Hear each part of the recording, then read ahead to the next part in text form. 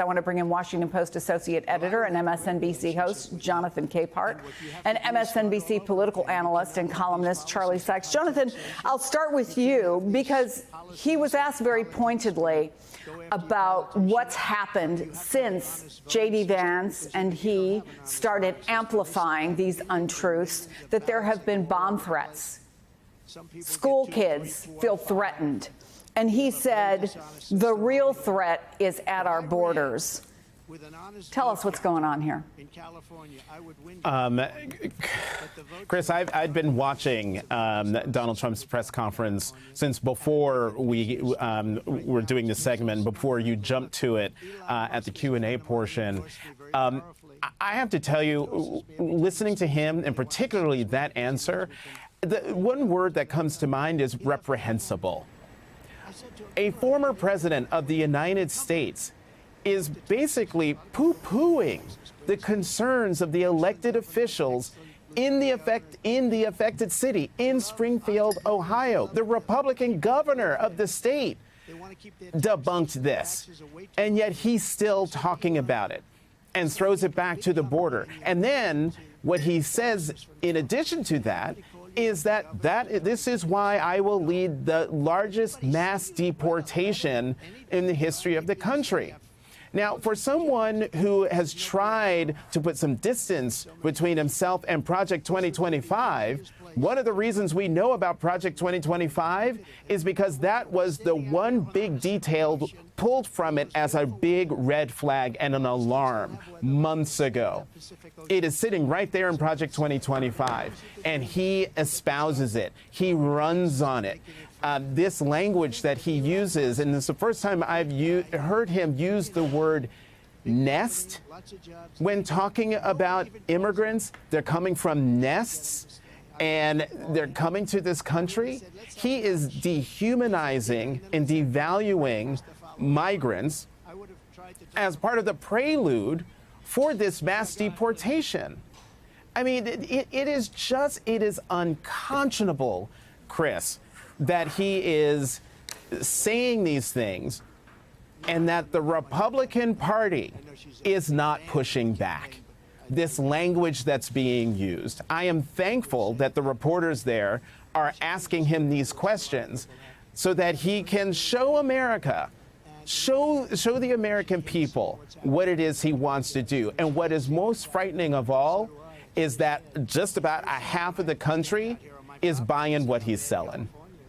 So, Charlie, look, let's say again, he's talking about the mass deportation in Springfield, Ohio, of people who are there, according to city officials, legally, who have filled jobs that led to economic revival, who pay taxes, and then praising himself. He has said everything from, Charlie, suggesting that he came up with the word caravan.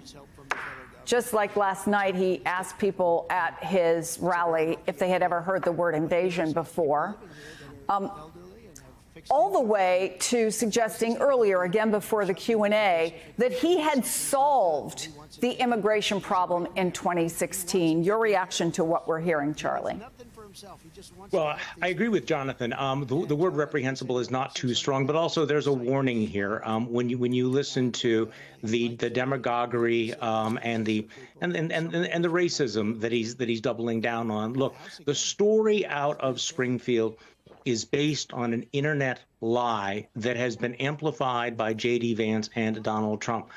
It has been refuted. It has been debunked. But I think what is really ought to be frightening, and again, a warning, is the way that Donald Trump is doubling down on the lie, that even confronted with the fact that his lies are inciting violence against people in his own country, what is he saying? He's brushing it off. He's escalating his tactics. I mean, this is something that we need to understand about Donald Trump, if we don't already understand it, is that he never will admit that he has lied. And in many ways, what he's doing now with immigration and with the Haitians is just a variation of the big lie that he's been telling for the last 4 years about the election. And he's going to continue to ride this. And it is remarkable listening to him how really, and I'm sorry, and to Jonathan's point, it is remarkable listening to him how utterly unhinged many of his comments are and delusional, but also it is so striking that the Republican Party continues to look at him, continues to look at somebody who is flying around with somebody like Laura Loomer and saying, yeah, we're okay with that. Let's put this man back in power. It's really an extraordinary moment.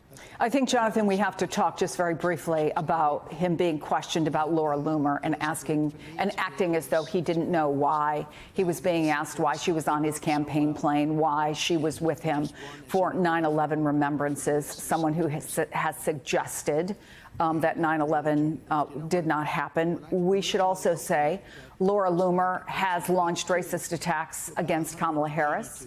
She launched racist attacks against Barack Obama. She was part of the whole birther theory.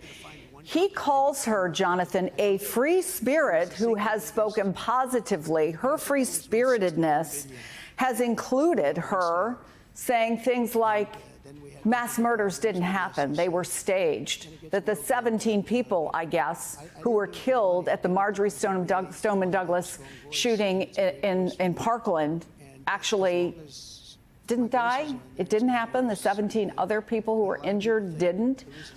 He's acting like he doesn't really know that there's any controversy surrounding Laura Loomer, Jonathan. This is very familiar. Remember when he was asked in 2016, will you denounce David Duke? Will you not accept his endorsement? And he said, I don't know who he is. I don't know. I'll take anyone's endorsement who wants to support me. This is what he's doing with Laura Loomer. Yeah, to which he responded, to which the follow-up was, she was on your plane. And his response was, there's a lot of people, it's a big plane. The other thing that I'm reminded of, Chris, and I wrote this down. He said, Laura is a supporter. I can't tell her what to do. She's a strong person with strong views. I went back to 2008 when the recording came out from Reverend Jeremiah Wright, who had been a pastor to then Senator and candidate for president, Democratic candidate for President Barack Obama. What result, where he said something to the effect of, not God bless America, God damn America. This is, I'm quoting from a sermon that Reverend Jeremiah Wright gave years before that. What happened? It threw Barack Obama's presidential campaign into a tailspin. He had to give a speech on race, which is one of the best and most important political speeches ever in American history, but certainly on race, to save his campaign. And now look where we are, where a former president of the United States is traveling around with a conspiracy theorist and nary a word from the Republican Party. There is no effort to hold him accountable. There's no effort to get him off the ticket. There's no effort to shame him because he's incapable of being shamed. There is silence from the Republican Party. Charlie, just a moment ago, was talking about the dangerousness, how dangerous it is for Donald Trump to be saying what he's saying about immigrants, about migrants. But I would also add that there is a danger. People need to be aware of the danger of Donald Trump traveling around with someone like her. Could you imagine if that recording of Jeremiah Wright came out in 2008 and then a couple weeks later you saw him coming off of Barack Obama's campaign plane? That campaign would have been over. But that just shows you how far our politics have fallen from 2008 to 2024, where Donald Trump is able to do what he's doing and face no repercussions from his party.